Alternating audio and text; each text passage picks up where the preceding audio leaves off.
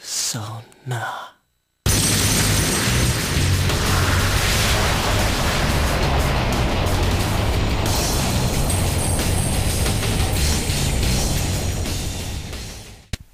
If that wasn't enough to grab your attention, then honestly I don't know what the hell would.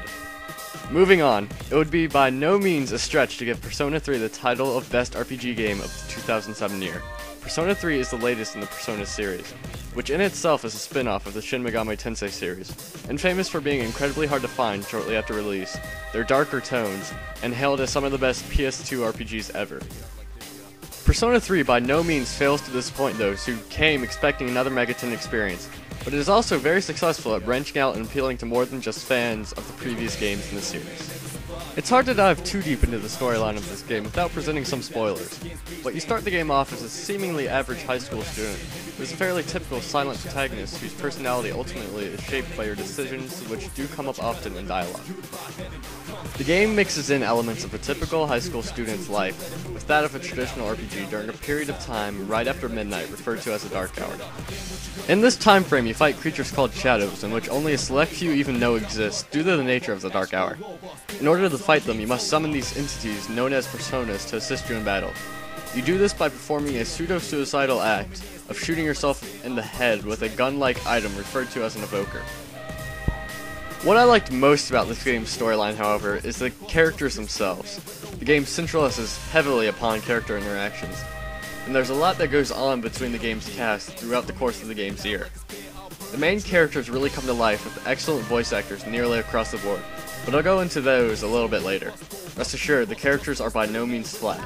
They are quite likable, and they do not tend to get on your nerves. New characters are introduced at a comfortable pace for a good portion of the game to keep things fresh, and once the majority of the cast has been introduced, a lot of the more dramatic moments take place. I won't spoil anything, but I also want to say that the game's ending is very worth playing the entire game to get to, and this is by no means a short game. The only game that really compares in size from a single-player start-to-finish perspective would be Dragon Quest VIII. You can easily clock in anywhere from 80 to 120 hours into this game. A bit fewer if you seriously rush some of the moments, but that'll make it harder on you in the long run. As I said earlier, you must balance both a traditional RPG mechanic with your daily school life, and the school aspect plays out in such a way that's hard to describe. The closest gaming genre it feels like would be a Japanese dating sim, but there's only a handful of dating interactions. Instead you make several social links with an assortment of people of your own free will. If you want to learn more about specific characters and wish to ignore others, the game gives you that option. The RPG mechanics themselves take place in Tartarus, the supposed nest of all the shadows that you fight. And while technically this means there's only one dungeon in the entire game, there are several checkpoints so you don't have to do the same floors over and over.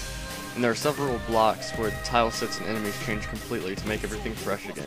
It may sound boring, but it really does work well with the game's atmospheric story and overall feel.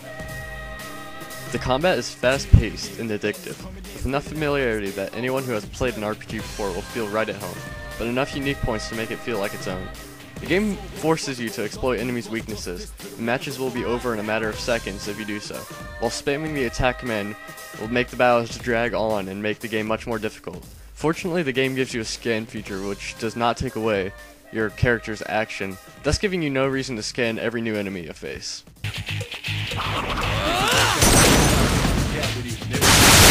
The enemy is down! Now's your chance!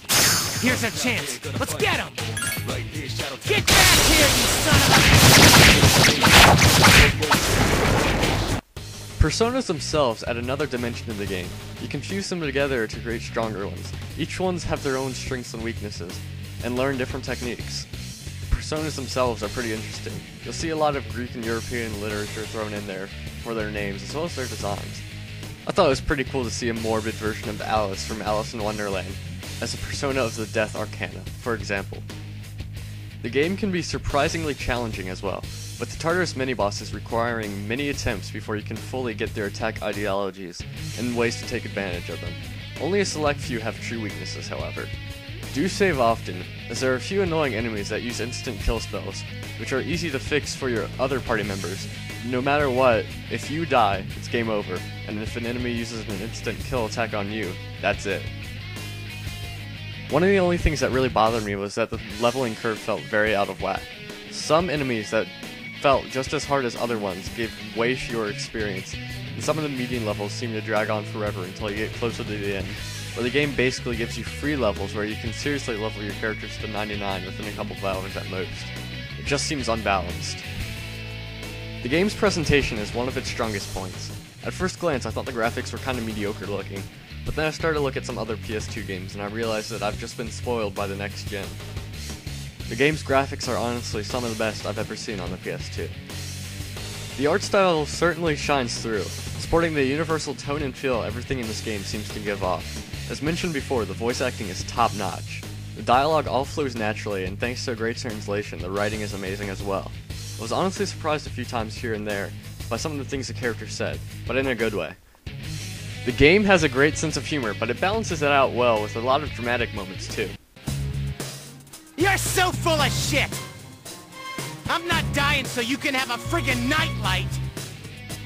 I think the game is helped a lot in part by how the dialogue is presented. There are relatively few anime cutscenes, rather the characters speak in text boxes and portraits to the right of them, meaning the actors do not need to lip sync or anything, and it makes the game flow a lot more naturally. Just do your best. I'll call you again later.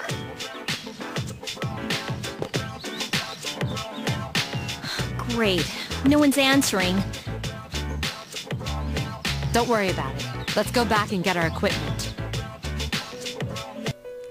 One final thing worth noting, the game's soundtrack is very off-kilter yet great nonetheless. It somewhat reminded me of Jet Set Radio Future, but not quite that extreme. Most of them are a mesh of pop, hip-hop, and rock, but there are a few orchestral ballads that gives the game a much more somber tone when necessary. You might say I was chosen. I've made up my mind. I won't let you do this to her anymore! Only a select few wield the power of a persona. And the Dark Hour is a frontier that is ours alone to explore. Overall, Persona 3 has very few shortcomings. Most RPG fans will get a very big kick out of it, and although it probably won't entice non-RPG gamers, that can somewhat be seen as a good thing. It's not at all watered down. The game has an amazing story, a very addictive battle system, top-notch production values, especially the voice work, and is very lengthy without overstaying its welcome. The game may already be pretty hard to find, so I suggest looking for it as soon as possible. It comes with a free art book and soundtrack, and it's only $50, so it's quite a bargain. I'll give this game a 9.7 out of 10, one of the finest games of the year, if not the greatest.